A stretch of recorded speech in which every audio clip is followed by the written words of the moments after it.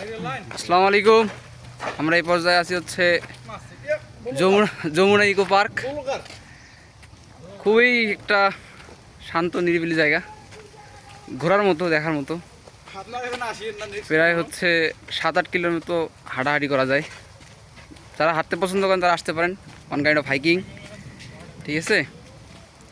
আর যারা হাঁটতে পছন্দ করেন না, স্কিপ করতে পারেন। এই জায়গা দেখার মতো কিছু নাই, কিছু বান্দর আছে, তবে তো এখানে কিছু নাই। হ্যাঁ, বড়াই বাগান আছে, কিছু বড়াই পারা যাবে যদি সেদিনে আসেন।